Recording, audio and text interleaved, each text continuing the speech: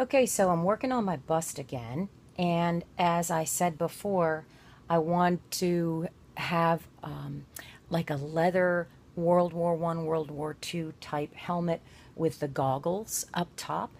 And so I did my research and got some images off the internet that look pretty cool, pretty much similar to what I have envisioned.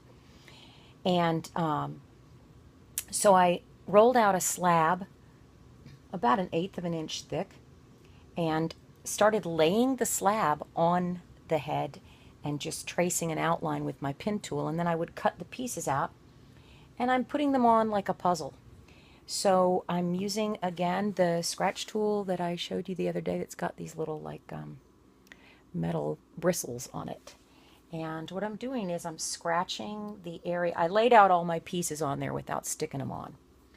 And once I got it the way that I wanted and I had them cut and trimmed, now I'm scratching and attaching the pieces, and I want the seams to show because I'm going to put some sinew after it's fired. I'm going to have holes. I'm going to glue sinew down in the holes, and that may take me forever. I'm either going to use sinew or copper wire. I haven't decided yet, but I'm leaning toward the sinew, although it may take me forever to glue stitches piece by piece, but I might do it anyway. So there's the scratched up part right there, the rough texture, and I put some clay water on it, get it wet, and then I stick the piece that goes in that particular hole, and I'm going to kind of pat it down so it has a good suction, a good fit. As I said before, when I was so proud of doing my ears that I had never done before, that even though I did all that work on the ears and it was so difficult and such a challenge for me, stepping out of my comfort zone, I ended up covering them up. And I knew I was going to cover them up, but I did want the leather helmet to hang right over the ears. So I wanted to have something under there that so it would look right. So now I'm going to put stitching all along there, piece by piece, one by one. I'll put the holes in, of course, before I fire it. So this is my last scrap. All the rest of it is attached. This is my last piece that I will attach for today. So once again, I pick up my metal tool, scratch up the surface, scratch that ear so it'll stick to that as well, and a little water.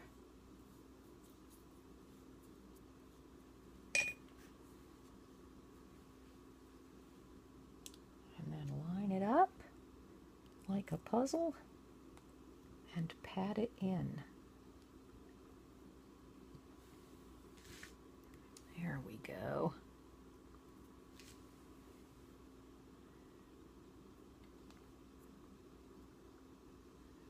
All right.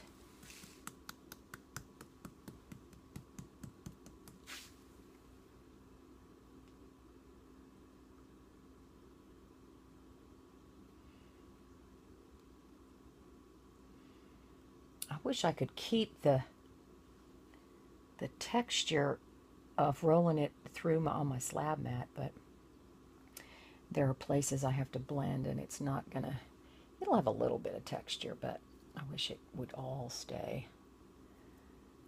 But every time I touch it with my fingers, it kind of smooths out the texture. But it'll have some. I can see a lot of it right across the forehead here, or the top of the head here, where the slab mat leaves a texture. I like the way that looks. I like lots of texture on my pieces. I'll probably go back and add some, especially down here.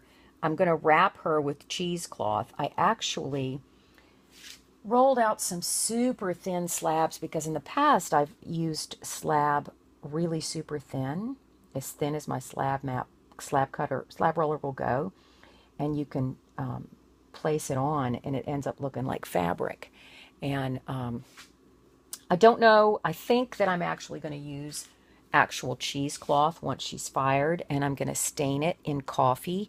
And then I have this buckle piece. I'm going to have lots of of buckles. I'm going to add some buckles and straps up here, but I think this one may go here or here. I don't know yet. Something like that, probably. So, anyway, that's my my share for today. And next time, I think probably next time, I'll be working on the goggles. Yeah. More later.